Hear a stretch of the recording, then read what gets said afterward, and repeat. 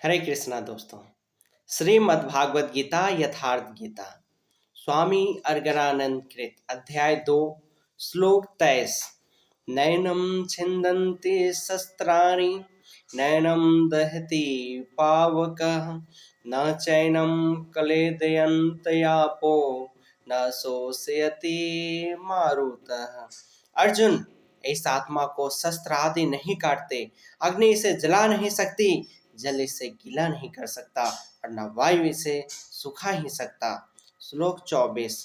अच्छेदो यम दाहो यम कलेदो शोषय एव च नित्यः सर्वगतः स्थाणुर्चलोयम सनातनः। यह आत्मा अच्छेद है, इसे छेदा नहीं जा सकता। यह अदाह्य है, इसे जलाया नहीं जा सकता। यह अक्लेद है, इसे गिला नहीं किया जा सकता। आकाश इसे अपने में समाहित नहीं कर सकता। यह आत्मा निस्संदेह अशोष सर्वव्यापक अचल स्थिर रहने वाला और सनातन है। अर्जुन ने कहा कि कुल धर्म सनातन है, ऐसा युद्ध करने से सनातन धर्म नष्ट हो जाएगा। किंतु श्री कृष्ण ने इसे अज्ञान माना और आत्मा को ही सनातन बताया। आप कौन है? सनातन धर्म के अनुयायी। सनातन कौन है? आत्मा। यदि आप आत्म पर्यंत दूरी तय कराने वाले विधि विशेष से अवगत नहीं है तो आप सनातन धर्म नहीं जानते। इसका कुपरिणाम सांप्रदायिकता में फंसे धर्म भीरू लोगों को भोगना पड़ रहा है। मध्यकालीन भारत में बाहर से आने वाले मुसलमान मात्र 12,000 थे, आज 28 करोड़ है। 12,000 से बढ़कर लाखों हो जाते, अधिक से अधिक करोड़ के लगभग हो जाते और कितने हो जाते? या 28 करोड़ से भी आगे बढ़ रहे हैं। सब हिंदू ही तो है, आपके सगे भाई हैं।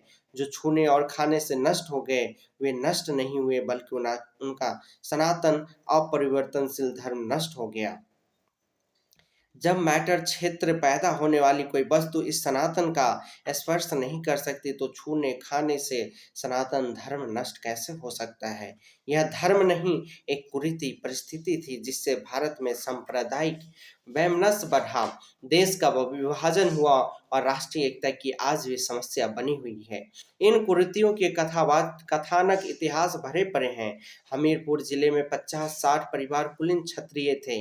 अर्धरात्रि में एक मौलवी उस गांव के एकमात्र कुएं के समीप छिप गए कि कर्मकांडी ब्राह्मण सबसे पहले यहाँ स्नान करने आएगा। जहां वे आए तो उन्हें पकड़ लिया, उनका मुंह बंद कर दिया। उनके सामने उन्होंने कुएं से पानी निकाला, मुंह लगाकर पिया और बचा हुआ पानी कुएं में डाल दिया। रोटी का एक टुकड़ा भी डाल दिया। पंडित जी देखते ही रह गए, विवश थे। तत्पश्चात पंडित जी को भी साथ लेकर वे चले गए, अपने घर में उन्हें बंद कर दिया। दूसरे दिन उन्होंने हाथ जोड़कर पंडित जी से भोजन के लिए निवेदन किया तो बिगड़ पड़े। अरे तुम यवन हो, मैं ब्राह्मण, भला मैं कैसे खा सकता हूँ?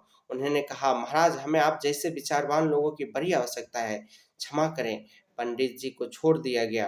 पंडित जी अपने गांव आए, देखा लोग कुएं का प्रयोग पूर्वत कर रहे हैं। वे अनशन करने लगे। लोगों ने कारण पूछा तो बोले, यवन इस कुएं की जगत पर चढ़ गए थे, मेरे सामने उन्होंने इस कुएं को झूठा किया, इसमें रोटी का टुकड़ा भी डाल दिया। गांव के लोग सब स्तब्ध रह गए। पूछा अब क्या होगा? पंडित जी ने बताया, अब क्या, धर्म तो नष्ट हो गया। उस समय शिक्षा का बहुत अभाव था। स्त्रियों और शूद्रों से पढ़ने का अधिकार ना जाने कब से छीन लिया गया था।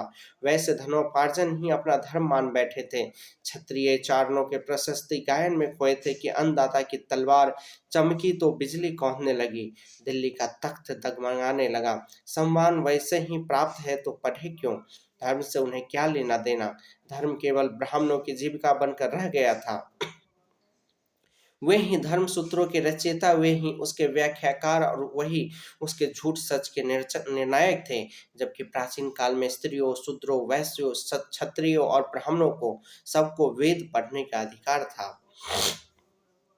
प्रत्येक वर्ग के ऋषियों ने वैदिक मंत्रों की रचना की, शास्त्रार्थ निर्णय में भाग लिया। प्राचीन राजाओं ने धर्म के नाम पर आडंबर फैलाने को दंड दिया। धर्मपरायणों का समादर किया था। किंतु मध्यकालीन भारत में सनातन धर्म की यथार्थ जानकारी न रखने से उपयुक्त गांव के निवासी भेड़ की तरह एक कोने में खड़े हो गए कि धर्म नष्ट हो गया। कई लोगों ने इस अप्रिय शब्द को सुनकर आत्महत्या कर ली, किंतु सब कहाँ तक प्राणांत करते। दूसरे गांव के लोगों ने खान पान शादी विवाह में उन सब का सामाजिक बहिष्कार कर दिया। मौलवियों ने भी बहुत प्रलोभन दिया, किंतु अपने धर्म में अटूट श्रद्धा के कारण उन्होंने मौलवियों को भगा दिया। आपस में संगठित होते गए, विवश होकर शादी विवाह आदि इत्यादि का हल उन्हें खोजना पड़ा। वे आपस में विवाह करने लगे और अपने को हिंदू मानते और कहते रहे। दूसरे गांव के भी अब उनके साथ संबंध करने लगे हैं। उन लोगों ने बताया कि कुछ काल पश्चात जब से श्री परमहंस आश्रम से प्रकाशित साहित्य के उनके उनके बीच पहुंचा है, उन्हें स्पष्ट हो गया कि वे लोग कभी धर्म भ्रष्ट हुए ही नहीं थे। धर्म तो रक्षा करता है, न कि धर्म नष्ट होता है। धर्म अपरिवर्तनशील है, छूने खाने से कभी नष्ट होता ही नहीं। उस समय हुआ क्या था? पानी पिया था, अनजाने में मुसलमानों का छुआ हुआ खा लिया था, इसलिए व्यवस्थाकारों ने कहा कि धर्म नष्ट हो गया। धर्म तो हो गया छुई मुई लाजवंती। यह एक पौधा होता है, आप छू दे तो उसकी पत्तियां संकुचित हो जाती है और हाथ हटाते ही पुनः विकसित हो जाती है। यह पौधा हटाने पर विकसित हो जाता है, किंतु धर्म तो ऐसा मुरझाया कि कभी विकसित नहीं हुआ। उनका धर्म मर गया, सदा के लिए उनके राम कृष्ण और परमात्मा मर गए। जो शाश्वत थे वे मर गए। वास्तव में वह शाश्वत के नाम पर कोई कुरीति थी जिसे लोग धर्म मान बैठे थे। धर्म की शरण में क्यों जाते हैं? क्योंकि हम मरण धर्म मरने जीने वाले हैं, और धर्म कोई ठोस चीज है जिसकी शरण जाकर हम भी अमर हो जाएं। हम तो मारने से मरेंगे और यह धर्म केवल छूने और खाने से मर रहा है, तो उनसे हम क्या आशा करें? धर्म तो आपकी रक्षा करता है, आपसे शक्तिशाली है। आप तलवार से मरेंगे, किसी शास्त्र से मरेंगे, और धर्म वह छूने से नष्ट हो गया। कैसा है आपका धर्म? कुरीतियां नष्ट होती है, न कि सनातन। सनातन तो ऐसी वस्तु है जिसे शस्त्र नहीं काटते, अग्नि जला नहीं सकती, जल इसे गीला नहीं कर सकता, खान पान तो दूर, प्रकृति में उत्पन्न कोई वस्तु उसका स्पर्श भी नहीं कर पाती, तो वह सनातन नष्ट कैसे हो गया?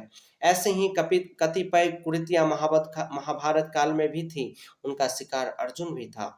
उसने विलाप करते हुए गिड़गिड़ा कर कहा कि कुल धर्म सनातन है, युद्ध से सनातन धर्म नष्ट हो जाएगा। कुल धर्म नष्ट होने से हम अनंत काल तक नरक में चले जाएंगे। किंतु श्री कृष्ण ने कहा, तुझे यह ज्ञान कहाँ से उत्पन्न हो गया? सिद्ध है कि वह कोई कुरीति थी। तभी तो श्री कृष्ण ने उसका निराकरण किया और बताया कि आत्मा ही सनातन है। यदि आप आत्मिक पथ नहीं जानते तो सनातन धर्म में आपका अभी तक प्रवेश नहीं हुआ है। अब जब यह सनातन शाश्वत आत्मा सबके अंदर व्यापक है तो खोजा किसे जाए? इस पर श्री कृष्ण कहते हैं,